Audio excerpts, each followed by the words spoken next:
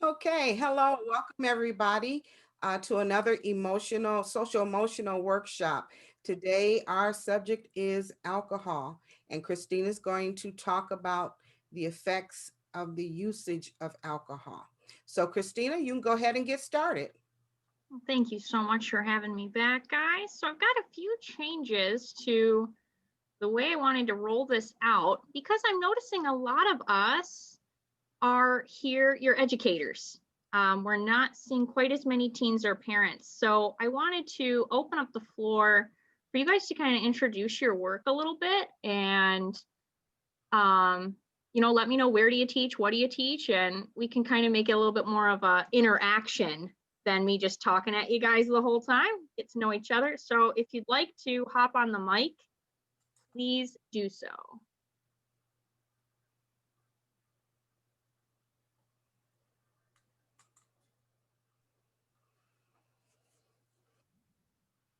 Quiet bunch today.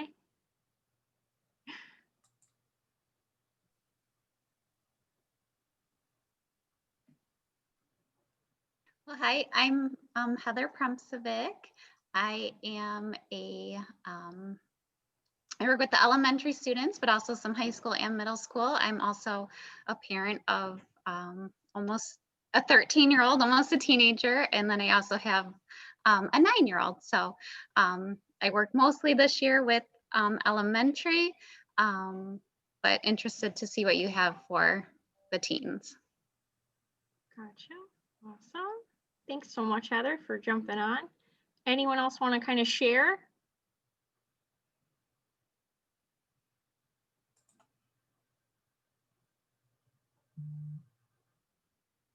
All right.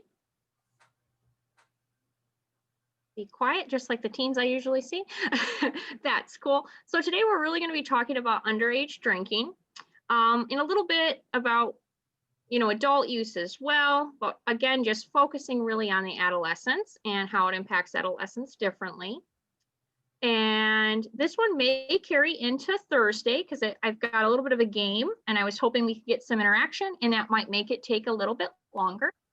Thursday, we're going to be talking about opioids and kind of the current state of the opioid epidemic and usage trends and things like that. But let's go ahead and jump into today. We've already a drug is anything that changes the way that you think and feel, and then your behavior as a result of those thoughts and feelings. So alcohol fits under that category. And one of the biggest things that we're seeing with teens, especially in just the social media age, they're not seeing things like this. They are seeing things like this. And this is particularly harmful to the really younger teens, those that are like 10 to 14, because they're looking up to these folks as role models. And they're seeing a lot of glamour, right? Like he's got a ton of cool bling on. And if I'm a young person, I'm like, man, I really aspire to be like him. And I'm seeing that he is a spokesperson for imported vodka, that's going to taint my view of alcohol. It's going to kind of glamorize it for us. And we've seen this across advertising and movies for a really long time. Particularly, the first one that comes to mind is The Hangover, right? A lot of our teens love movies like that. And it glamorizes the effects of alcohol, and it kind of cuts out a lot of the really negative stuff. Like all those men, they live through that movie, right? They lose a tooth, they get some bad tattoos, but they survive. They go back to their jobs, they go back to their wives. And it just kind of changes the way that you view alcohol, and it makes it much more acceptable in society. And it cuts out a lot of the really negative things that happen, because in reality, would they really be able to go back to their job with a facial tattoo? Probably not. Would they really be able to go back to their wives after a whole weekend of drinking and being with other folks? Probably not. So we're just really not portraying the realities in our movies and in our media. And that's where it gets really confusing for those younger teens, especially. But just like last week, we talked about vaping and marijuana. A lot of the same reasons are being brought up for trying any type of substance. So They're curious. They think it'll help them have more fun, help them have more friends. And then that always, we're not sure which came first, the chicken or the egg, but self-medicating, right? So did they start experimenting with alcohol use and then ended up having some subsequent mental health issues? Or were they already really lonely or anxious and they thought that that would help? So then they started using because of it, and it all kind of rolls into one. But the reasons that we see having the biggest impact is all about the adults in their lives, how they view it. So low perception of harm within their own parents and within their own family is going to be one of the biggest risk factors, right? And just seeing adults doing it. And that's whether or not it's in their home or if it's even further out into the larger community. Does it seem like all of the adults in our community drink? Does it seem like all of the adults in our community drink to get drunk? Does it seem like all of the adults, particularly like moms in our community, are posting about day drinking to cope with stress? So it kind of all rolls into those perceptions of harm and perceiving it as something that helps us cope. So it's really important to kind of watch wording, especially for our parents, you know, not saying, hey, I need a drink when I get home from work. It's going to be one of the first things they hear you say when you're walking back in the door. And it just promotes that it's a coping skill rather than something recreationally that adults can do. So they see their parents coping with it. And then, of course, another huge one is the ease of access. So do they perceive it as easy to get a hold of a drink? Is going to be another reason to try. What are some of the reasons that they say that they don't want to? They've heard about throwing up, they've heard about hangovers, and they don't want to be, you know, feeling nauseous after drinking and the whole morning after. A lot of our kids know that it can, especially like beer, tends to be very high in calories. So that might be a reason that they kind of come away from it. But again, just seeing others stumble through their lives and have issues can also be a deterrent. So watching someone else have an accident, watching someone else act really ridiculously can deter a teen from trying. It's not that we want them to be exposed to that, but it can be a protective factor. And then, of course, that perception of harm is really impacted by the legality. And we saw that a lot with marijuana last Thursday. Simply making it a legal substance changes our perception of how harmful it can be or how harmful it might be. And unlike the other substances that we've looked at so far, alcohol has been legal since the Prohibition times. So we've had a lot of time to study it, and we do actually have quite a bit of knowledge on alcohol and underage alcohol use. So this one is from 2018. And we're just kind of looking at, well, if access is one of the biggest reasons that they say they're willing to try it, where are they getting a hold of it? And it seems from at the Michigan level that they're getting it in their own homes or in the homes of a peer. So parents are going to be some of those the biggest gatekeepers. So when looking at this chart, we're seeing 41% were simply given the alcohol. And it doesn't kind of distinguish whom they were given it by, whether it was their parent, a friend's parent, a neighbor, someone they knew, but they were just freely given it. And that's the largest chunk of our pie here, right? So what can we do to prevent that? Not freely give it. And talk with our teens' friends, parents about, you know, are you providing that in your home at parties? Are you locking that up when the teens are over hanging out watching a movie? So just building those really strong relationships with the parents of your teens' friends is going to be huge. And I think that we're moving towards that as a society with COVID, right? Our kiddos aren't able to hang out with as many friends, and we're building those stronger relationships to say, you know, are you COVID free? Have you quarantined or tested and things like that? You know, throw in the question, is alcohol going to be available at your house if my teen comes over? And we're already kind of having those. Well, are they going to wear masks? Are they going to be separated from each other a little bit? So just throw in that one more question. You know, what's your stance on underage alcohol consumption? And we see that it's actually kind of a smaller chunk, 17%, that are having someone else go buy it. That, hey, mister, or they're asking their older cousins or older siblings who might be already away at college or something. And now all of those teens, those older teens and our young adults, they're back home with us in a lot of cases. And they are able to buy alcohol and might already be using alcohol semi-regularly. And that kind of ups that access for the younger teens in our home. So it's something to kind of pay attention to if you've got a young adult home, talking with them about the consequences for them. And then we see another large chunk is they took it from a family member. That's 20% of our high school age teens were gaining access to alcohol by simply taking it out of the fridge, taking it out of the liquor cabinet. But it's available right there within their home or within a family member's home, and they're gaining access that way. And it's it's a tiny percentage, 3%, that have actually been able to go self-report that they were able to buy it themselves. So they get a fake ID, or maybe they know their local party store doesn't ID at all, and they're able to go in and just kind of buy it themselves. That's a pretty small section.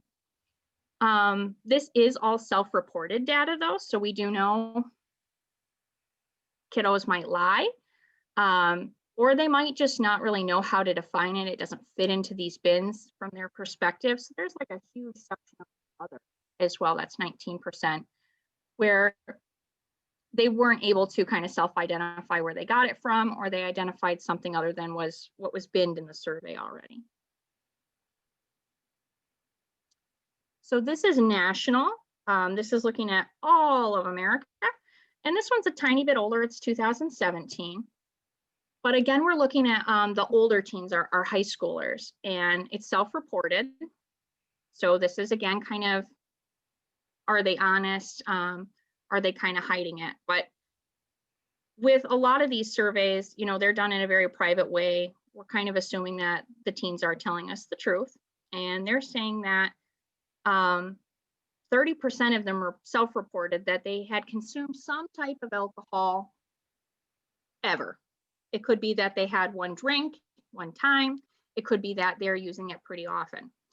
They all kind of fit into that category. And 14% of those students who self-reported, yes, I've had alcohol at the time of the survey, they reported that they were drinking to get drunk, that they were indeed binge drinking, which we'll define a little bit later. But they were drinking excessively. So that's kind of this point where it's not just I tried it one time. It's about half of those students were drinking a considerable amount in setting. And, you know, we see a lot of them are getting in the car with someone who's impaired after. 6% reported that they drove after drinking. And then 17% reported, yeah, I got in the car with someone else who had been drinking and my driver had been impaired. And we'll talk a lot about the risks with motor vehicles later. But kind of narrowing down to Wayne County, and I'm going to leave this up because there's kind of a lot of data on there. But for all of you educators, this MIPHY is really a great resource where you can kind of go pull some of your own data. They make the charts, they make pie graphs, and it's just kind of all downloadable and really easy to access. So if you're looking for more stats, that's a great spot to go, is the MIPHY. And the MIPHY is, again, all self-reported. So these are surveys administered to teens. And you can kind of see we're looking pretty good, right? We're a little lower than that national, even as early as 2008. And then we're about half of that just 2 years ago. So it's hopeful, right, to see that we're kind of below that national average. But I think a lot of us know who work with teens that this is still going on and it is still something to be concerned about. So all of the studies that I saw across the different sources were finding the same thing, that teens were reporting that they gained access to the alcohol either in their own home or in the home of a peer. So the parent allowed it to take place, or the teens decided, hey, let's steal it out of the liquor cabinet. either way, they're gaining access in their home or in a peer's home. And this one's by Talk Sooner, all that data at the bottom. And again, it's really close to that national. It's all self-reported, but it's 33% of teens had tried a drink by 15, which is really close to the national data here in Michigan. And then by age 18, 60% of them have tried it. So they've had at least one drink. And then in this study, 90% of them had reported that they had consumed these beverages during a binge drinking session, which is 4 or more drinks. So they're drinking a considerable amount with the intent to become intoxicated. And that's a lot different than the way that most adults truly consume alcohol. You know, we might have a lot of those goofy Facebook memes up there that we're drinking by noon, but we're probably not. We tend to joke more casually than we actually behave. Most adults are not consuming alcohol to get drunk in that fashion. They might just be having a glass with dinner or having 3 glasses on a Saturday.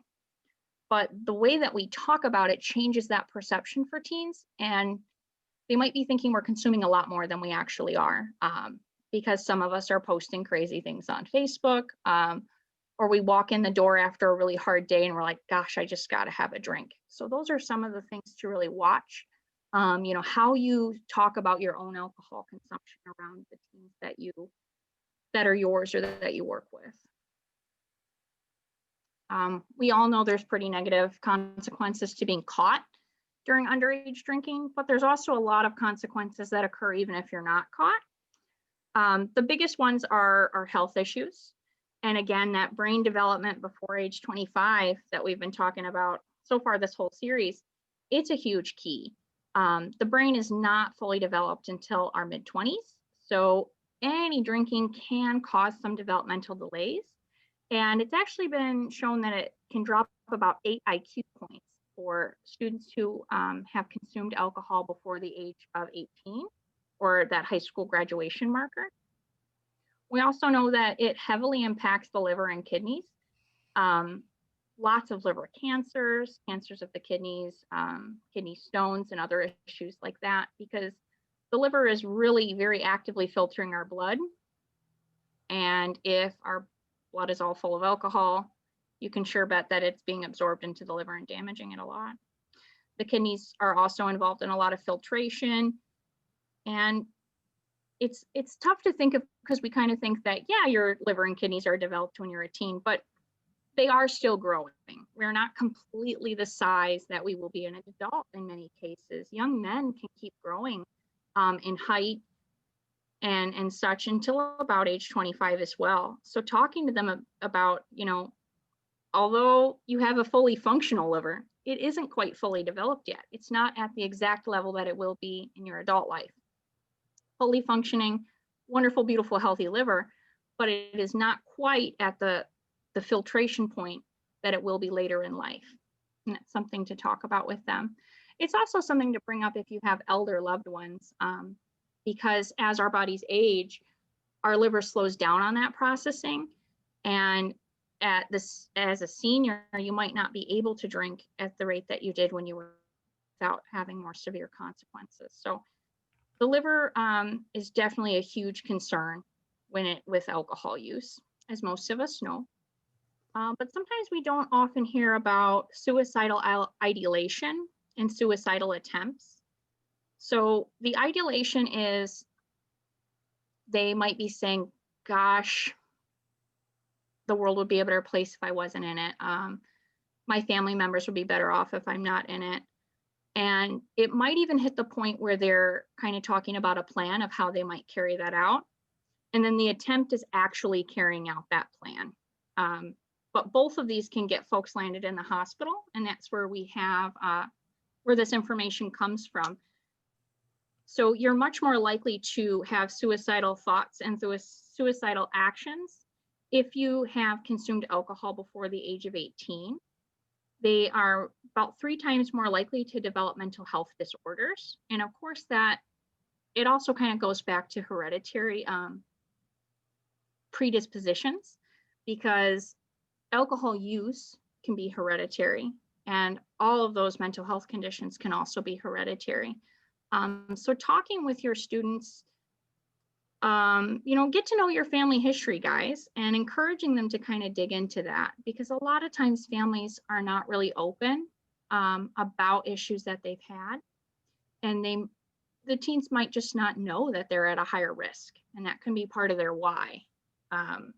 I don't drink because I'm at a very high risk of developing alcohol use disorder, and kind of talking to them about their family histories. And you'll kind of see that I try to use alcohol use disorder because they changed it in the DSM-5. We're not really using alcoholism as much. They're kind of just changing that verbiage in the clinical scene, and I'm trying to follow it myself. But the last point there is, for youth who have tried or have started actively drinking before the age of 15 years old, they're 6 times more likely to develop that alcohol use disorder. So they're 6 times more likely to become alcoholics in their adult life, all the way through their adult life, if they had their first drink before age 15. And that carries all the way through. And of course is impacted and confounded by any type of hereditary predisposition.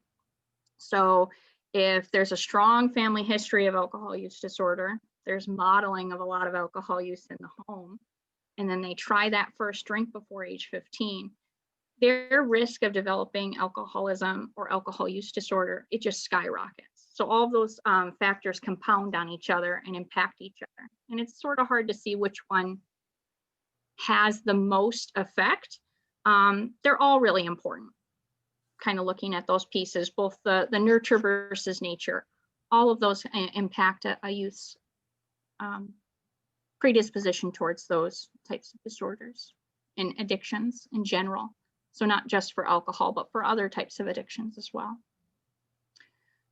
So we know that worldwide, alcohol is a cause of disease and death. So it causes a lot of liver cancers. It causes other types of accidents as well that lead to injury and death. Just small falls that we might not always attribute to that, all the way up to really large motor vehicle accidents can all be attributed back to alcohol consumption. And particularly for our young folks, I didn't pull any of that data, but I know we're all from different spots. Usually the local traffic control places will have really local data on that. And we've seen this since the 70s. A very large portion of our motor vehicle accidents here in Michigan are attributed to folks driving under the influence. And for all of those, you're much more likely to be involved in an accident if you're under 18 and under the influence. So it again, they just kind of stack on top of each other. Young people are already at more risk of being involved in a car accident just because they're newer to their driver's license. And then once alcohol gets involved, that risk again doubles up. So it's very important to kind of talk to kids about getting behind the wheel after drinking, and then getting in the car with someone else who's been drinking. It's a huge risk factor. So we see in the United States, this is nationwide, 4,358 young people under the age of 21, too young to buy alcohol themselves, die every year from an alcohol-related car accident. It's pretty serious. And then there are, of course, other issues with alcohol can tend to lower our inhibitions, or some of us respond by becoming very sleepy, and that can lead to us being victimized by others, especially young women. And then some of us respond to alcohol with totally the opposite, and we become more aggressive.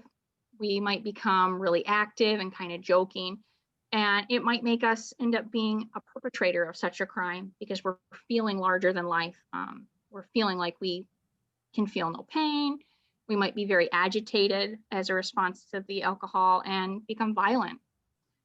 So it's kind of important to talk to teens because, again, that's going to depend on their response, which they would have no way of ever knowing how they respond to alcohol if they've never had it before. It's not until we hit our late 20s that we kind of notice patterns of, well, if I drink that, I behave this way. And if I drink that, I tend to have a better response, right? And we kind of have to learn those things about our bodies much later in life that teens just haven't had the experience to be able to know, yeah, I get agitated if I have whiskey, the way a lot of adults might know that about themselves already and avoid it because of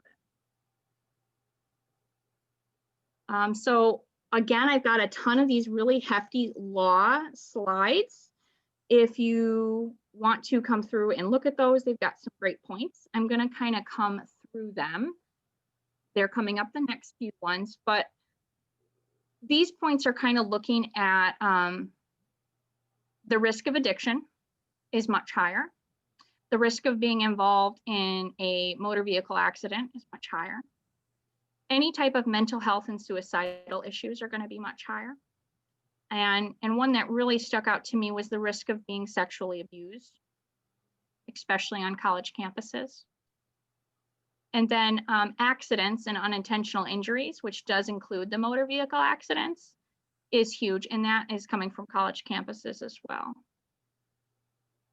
So this is kind of a game that I'd love to send you guys if you're interested in it. I wanted to play it with the teens, but as I'm looking at our participants, I'm not seeing a lot of teens. Do you guys want to play the game? You can tell us how the game is played. Yeah, it's just a fact or myth. So what I would do is I would pull up the question and give everybody a little time to respond. Sometimes when I've been able to go into classrooms, I give them little cards they can hold up, or some auditoriums I've been in even have like really cool clickers where they can answer inside.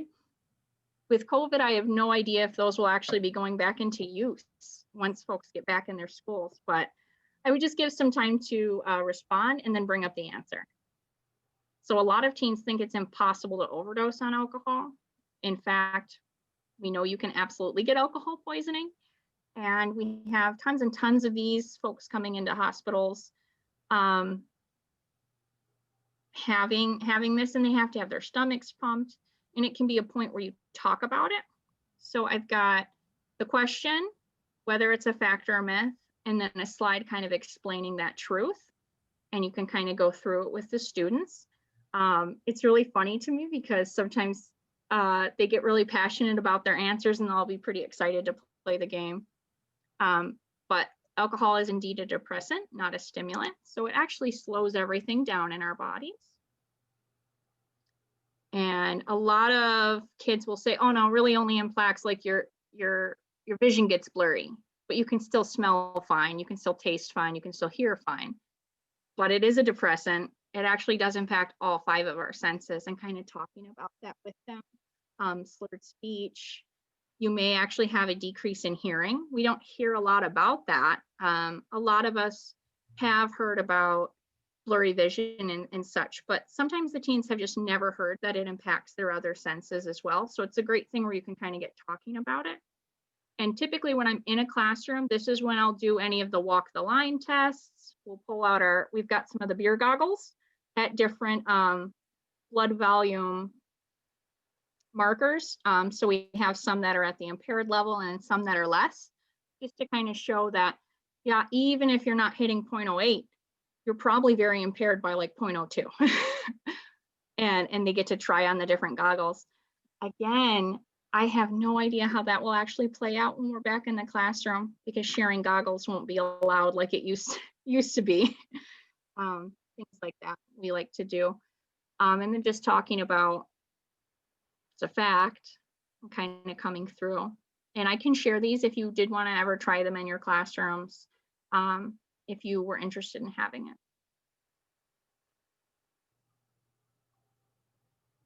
Talking about how it can deeply impact the way that we create memory. So quite often you will hear folks saying that they don't remember what they did when they were drunk. I was drunk. And talking with students, is that an excuse to behave in a certain way? Do you accept that excuse from others when they've wronged you? and making points like that. But something I really like to point out to teens as well is sometimes we actually create false memories. So our brain, it has all this elasticity and it's always trying to protect us. So it can actually take little parts of what we remember while we're intoxicated and alter them to make the memory full. And you can misremember a lot of what happened while you were drunk because of that. And then I love to point out, I honestly thought that a blackout up until I was like very recently thought that it meant you passed out, but it actually means that you go on functioning looking fine, but you don't remember any of it. So like in movies, like we talked about a little bit earlier, like The Hangover, and movies like that, that kind of depict it. It actually, it changes the way that we remember things entirely. And in many cases, you're not going to remember the event at all, but you were very active. You did not pass out. You were, in fact, and very lively part of the party, but you don't remember any of it. And that can be quite tricky, especially when we were looking at sexual violence and things like that. They may really not remember the event at all. It's important to kind of talk about that with teens and keeping them safe, not just their brain and liver development, but what else could happen to you while you're under the influence. And this is kind of a big one too. Especially teens will always cite some of the health benefits that have come out, right? That it's good for adults to drink 1 glass of wine. But you're not an adult is kind of the point you really want to make with that. And there is a lot of conflicting evidence on whether or not it is healthy for our heart to drink 1 glass of red wine. There's a lot of conflicting studies. And go ahead and do some of that research for yourself, encouraging them to go find articles and compare articles about that and to kind of look at that. So these are all the slides that I would typically do with the teens. And again, if you want them, just ask. So here's another big one. A lot of kids will think that if the glass is the same amount of ounces, it'll have the same amount of alcohol. But that's just not true, right? Because they all have a different amount of alcohol by volume, percent by volume. And this is just a really nice graphic where you can kind of show that to them and that they are quite different. And another thing to bring up, especially with teens and young adults, is a lot of them are not gravitating towards these really, towards plain wine, right? A lot of them are getting like those drinks that you can get now that have energy drinks and beer or energy drink and malt liquor in them. And there was huge movements to outlaw those, I think in 2009. But there are little sneaky ways where those products are still out on the market in some places, and talking with them about how a stimulant and a depressant at the same time, like Tilts was one of the brands where it had more caffeine than a Red Bull in it. And it also had taurine and ginseng and other things like that that really lifted you up. But then it also had all the alcohol in it as well. And it was as much as like a malt liquor. So it was, a little more than beer percent alcohol wise. And these things were on the market for a very long time. And in some states, they still are. So it's always kind of important to talk with students about those choices as well, that we really shouldn't be taking an energy drink and alcohol together and talking about those dangers for heart health, particularly. And then binge drinking is defined as 4 or more drinks for a woman in one setting and 5 or more drinks for a man in one setting. And that difference is just sort of how we metabolically process them. Men can, on average, tend to be able to process a little bit more alcohol than women can. Of course, that does it's heavily impacted by your weight, your age, and all sorts of other things. But on average, men tend to be able to process a little bit more alcohol. And again, so any type of alcohol use in a pregnant person or in a person under the age of 21 is actually considered excessive. So that's a really big point to make for them, that 4 or more is excessive for an adult woman, but for a teen woman, it's 1 or more. 1 sip is excessive for those folks that are teens. And talking about those differences. And also kind of pointing out these ones down here. And sometimes teens will even share personal stories and things in their lives that have happened where people they know are definitely drinking 15 or more drinks in a week, right? They might share that someone they know drinks every single day and they drink 10 a day. And it's a great conversation starter to have with them. And quite often when I've gone in and done those, we go in where there's myself and then the school social worker will be present so that she can kind of wrap up and handle follow-up, because sometimes a lot of emotional stuff will come up, particularly when I show this slide or some of the other ones. So it's always a great idea to reach out to like your behavior interventionist or anyone who might be at your school that can kind of support you in having those conversations. And this is one a lot of adults believe. Oh my gosh, I know so many people in their 40s and 50s that will still say this to me. But it really is, first of all, going to depend on your age, your gender, your weight, right? How fast are you processing that drink? And then what type of drink was it? Was it 5% alcohol by volume? Or did you have one shot that was like 90%, right? 90 proof. So it definitely is a myth. It depends a lot on all the factors around what you consumed and then your personal factors as well. So again, it's zero tolerance when you're under 21. So even one is going to land you in a whole heck of a lot of trouble. You're probably going to lose your license if you're caught for a very long time. In most cases, your vehicle is impounded as well. So it's kind of important to bring those up, that because you're a teen, you don't get the 0.08. If you blow anything on your breathalyzer test, you are going downtown until your parents come pick you up, and they're going to take your license and they're going to take your car. And then all of the aftermath of that with your parents grounding you. Does the school find out? Do you also have some things happening at school as well? So that's important to point out to them.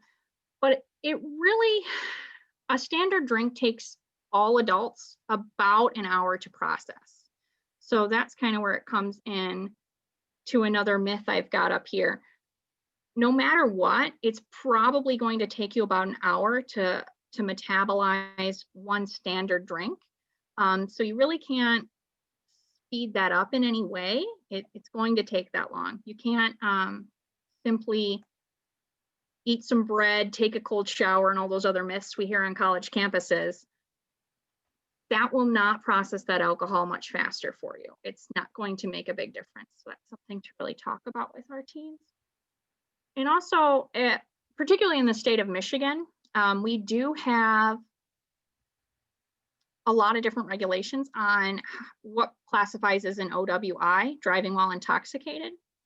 And a lot of students believe that you're not going to get in trouble as long as you are below that 0.08, but that's not necessarily true, because you could still get driving while visibly impaired.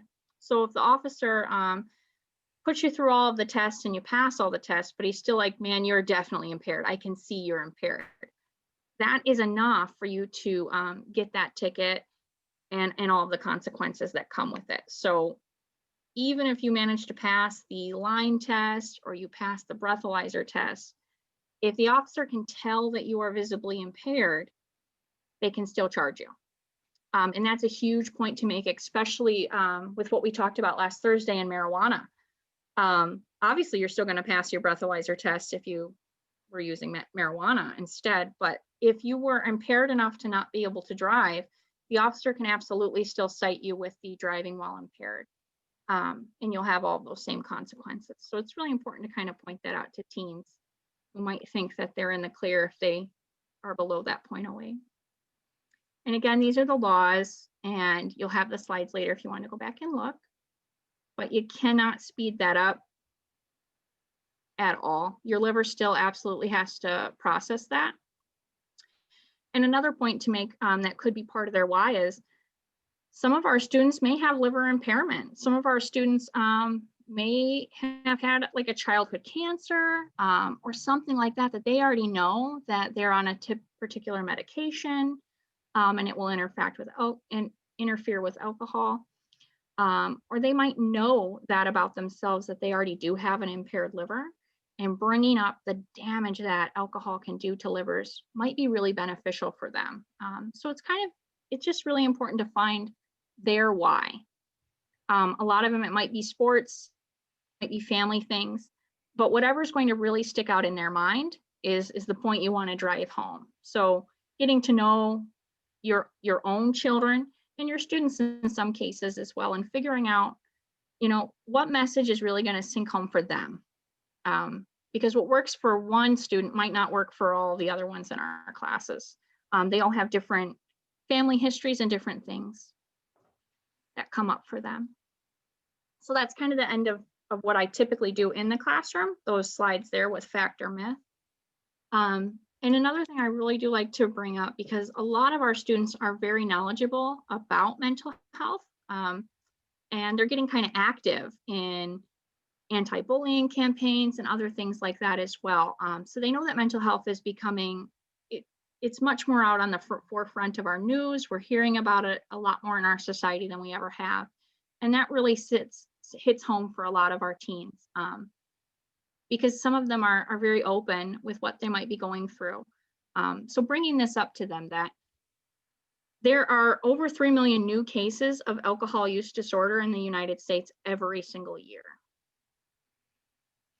Heavy drinking leads to that. Binge drinking leads to that.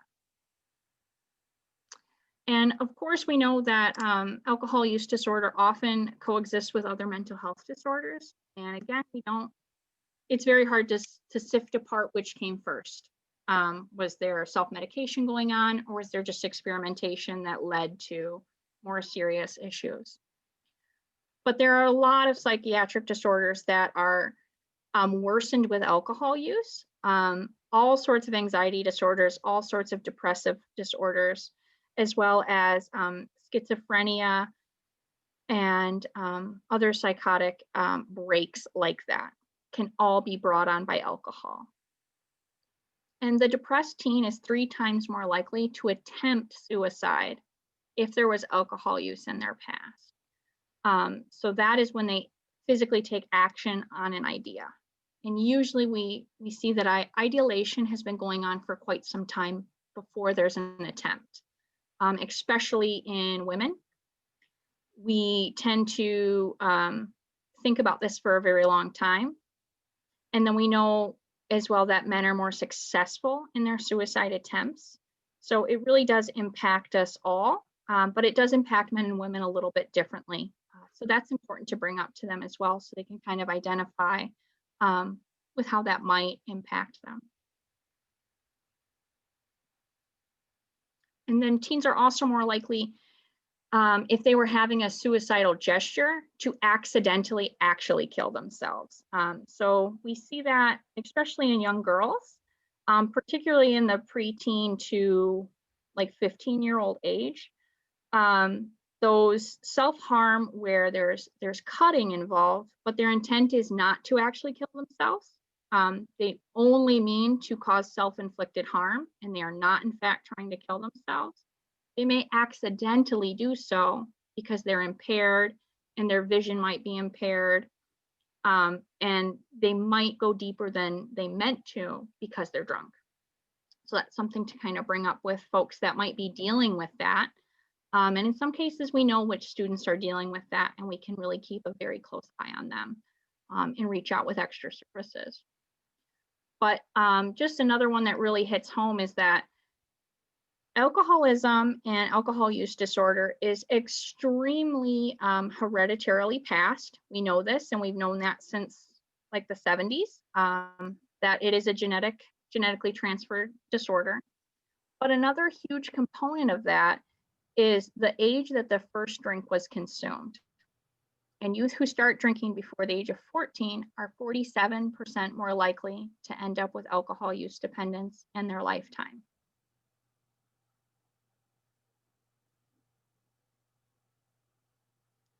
Yep. So alcohol does absolutely interact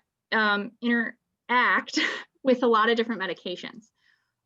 So if a teen is on a medication, they definitely don't want to be drinking. And in fact, with adults as well. So it's important to really read those labels. And if your teen is on anything like an antidepressant or any type of mood modifiers, particularly the serotonin reuptake inhibitors, which are usually prescribed for depression. So if your child is on a medication that definitely interacts with alcohol, you want to point that out to them. And it might sound kind of silly, reading through the entire prescription sheet and sharing it with your teen. But they do need to know that, because it can be one of the reasons that they might bring up later. They could literally be at the party and say, nope, I know that will interact with my medicine, and that's why I'm not going to try it. And it's kind of a point where they don't necessarily look like they're the bad guy or the uncool kid. They're going, no, I can have a seizure if I take alcohol with the medicine I'm on, and I know that. So as my friend, you wouldn't want me to do that. And it can be a talking point for them, and a reason that they can say no. But it also interacts with a lot of over-the-counter medications. So not just prescriptions. So especially in the older teen years, some of our teens might already buy their own Benadryl. They might be kind of in charge of doing those own little shopping trips for themselves if they've got a job already. So it's another point to kind of bring up with them is, what type of cough syrup are you getting? What type of allergy medication are you getting? Are you taking a lot of aspirin? And in fact, in a 17-year-old, they're usually doing this without maybe even notifying their parents. If they have a job and they have money, they might be buying a lot of their over-the-counter products themselves. So it's a huge thing to point out to teens, drinking can interact with heartburn medications, allergy medications like Zyrtec. And a lot of us are on that all throughout the spring. So it's something to bring up for them and let them know. We've gone through this a lot. We know how to protect our teens, I'm hoping, right? They need autonomy. They need to be given the opportunity to fail, right? And to have that growth mindset where they jump back from a failure. They have to have an opportunity to practice problem-solving skills, social skills, and of course, always have a sense of hope for their future as being something awesome that they are on their way to. Building the strong family bond, improving self-esteem through activities and through school successes is going to be really important. And just like with most of the other things we looked at last week, a lot of it we can impact at the local level through policies and community programs, through counter marketing that we have up in our community. These protective factors are really going to be the same for all of the substances that we look at throughout the next few weeks. The strong family involvement, the strong self-esteem and self-image, and then what we do at the community level as well. All of these are going to be the same for opioids, all of them. If you've got that, you're really protecting your child from a great many number of things, not just one. Again, we looked at this slide a little bit last week, but it is so relevant for alcohol because we're looking at, 40 or more % of students are saying that they got their access to alcohol in their home or in a friend's home. So if you keep a lovely fancy liquor cabinet, get a lock for it. A lot of us do like to keep things like that. So many of my friends keep a big wine rack in their home. When you're looking at buying a wine rack and you're going, wow, my kid's 10 and they're going to be in the home with me for a long time, look into one that locks. Look into ones that maybe aren't right out in the front of your home on display so that every teen that comes into your house says, oh yeah, they got the goods here. So just kind of thinking about how you're going to structure access to that in your home. A sense of purpose is just so huge. We want to know where we're going and really get our why cemented in our minds. And that's just so important for our teens. So if they know I want to go to XYZ college, alcohol is not going to be a part of that. If they know they want to play for XYZ sport, alcohol isn't a part of that. So whatever really is meaningful to them is what you really got to play on and talk with them about. Same. So the goal of a conversation about alcohol and really any of the substances we're going to talk about is that we want to let them know that we disapprove, right? We do not want to frame it in any way that says, you know, it might be safer if you do it in my basement, but it's okay to drink. It might be safer if you don't drive, but I know you're going to drink anyway. We never want to send those mixed messages. We always want to say, yeah, I disapprove of all underage alcohol. And doing so in a way that lets them know that you care about them and respect them as a budding adult. They want to know that their voice matters to you. They want to know you still love them, even if they make these decisions. And they really want to know that you're a person that's safe to go talk to about these things. So if you don't know the answer, being willing to, hey, let's Google it together. Let's go look at that MIPHY data together. Let's go look at the local car accident rates together. And that way they know you're not just kind of lying to them and telling them things to control their behavior, but that you're actually looking at this as how can we together decide how your behavior will get you to your dreams, and that they are part of that conversation. They are part of the process of going for that. And of course, just really being aware of their mood and attitude when you're having these talks. How does their body language change when you're talking about this topic is something to really look out for. But again, we want to build their knowledge, we want to build their comfort, and we want to build the way that they communicate and make decisions. We want to make them stronger in all of those areas. So if we go in and we just say, you're never going to do that, not under my roof, you really haven't built any skills for them. You haven't helped them make that decision from their own heart. So it doesn't mean as much to them. They are simply afraid of the punishment, and they're not really hopeful for the future, if that makes sense. So we want to have an open dialogue with our teens, especially if they're our own teens in our own home. A lot of times it's tough to have these conversations in this regular everyday school setting. But in our own home, we can really clear a space where I've got a whole hour to talk to you about this, and we're going to Google whatever you need to Google. We're going to make up plans. And I'm here for you. I have the time to give you to really work through this conversation today. 80% of youth 10 to 18 say that their parents are a leading influence on whether or not they decide to drink before the age of 21. And this flies in the face of what we might be told, right? Teens don't care about what their parents think. They care a lot about what their peers think, right? We're told this by society all the time. But when surveyed in these big youth surveillance surveys, they are self-reporting, over 80% of them, that they really care about what their parents think, and they really still want to make their parents proud, and they do want us involved in their lives. Even if they're like, and they're ignoring you, they still want you involved in their life. And it's just so important to keep bringing it up and keep trying, and don't feel defeated. But we're going to wrap up there. And we can chat a little bit about social host laws on Thursday before we dig into opiates, I'm sorry. But the social host laws, they just kind of go into what it means to be the responsible party and how Michigan sees that. So we'll spend a little bit of time on that on Thursday, and then we'll jump into opioids. Were there any questions in the chat? No, thanks so much for entering your names. I know that helps everyone. Awesome. Did anybody want to jump in and add anything or ask any questions? I have a comment.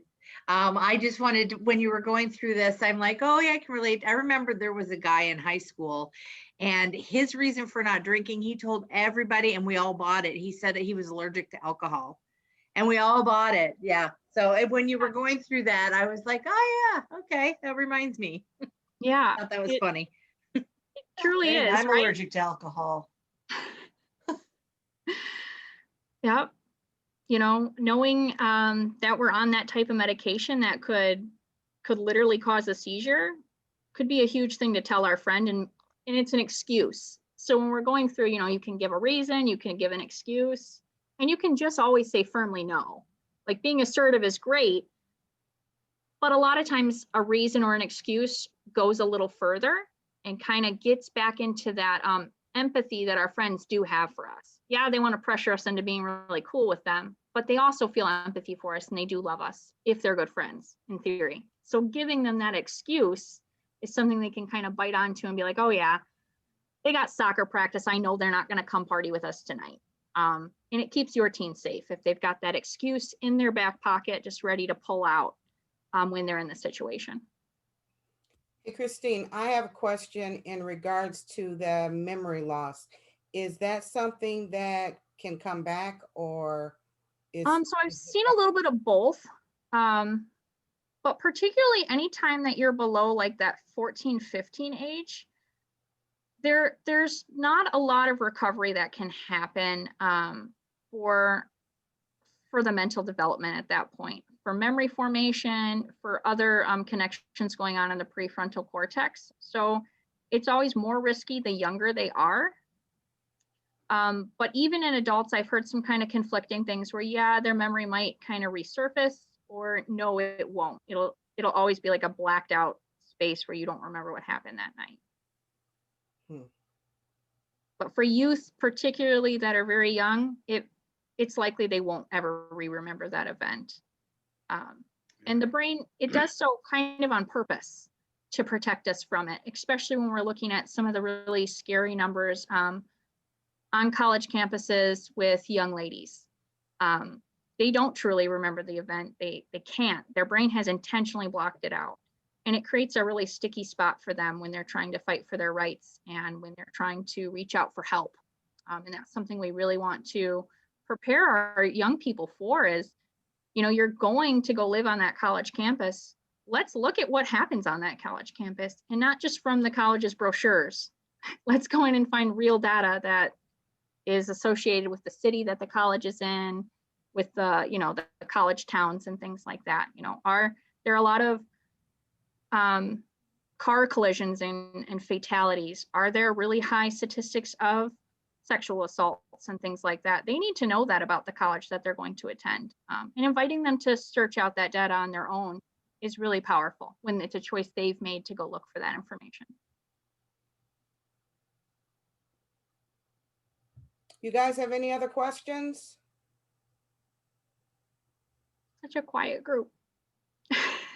Well, I'll say this is more of a comment or an observation.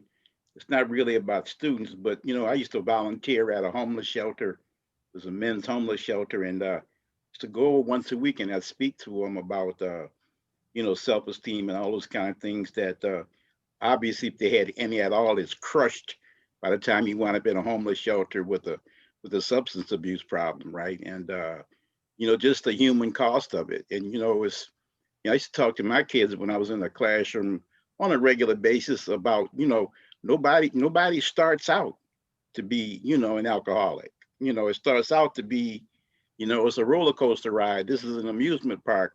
This is big fun kind of deal. And somewhere along the line, you know, you become a statistic. You know, Yeah.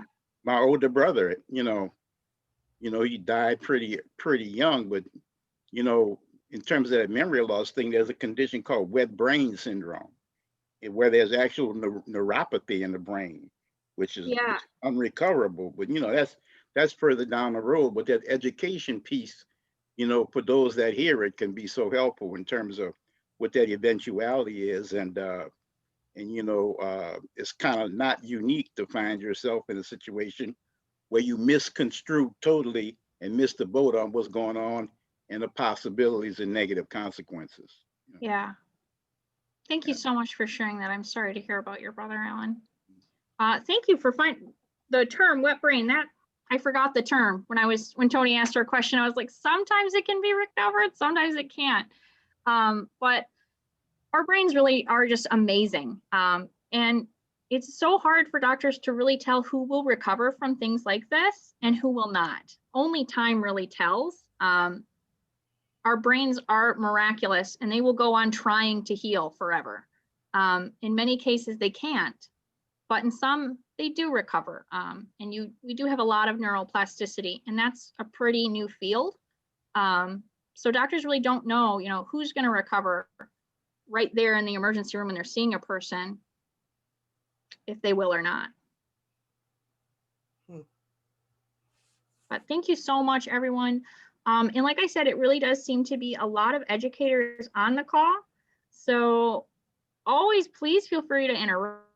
You guys have a lot of knowledge, more than I do in some cases, right? I really encourage some interaction if you've got the ability to, and teach me something. And I'll see you guys Thursday and we can chat more.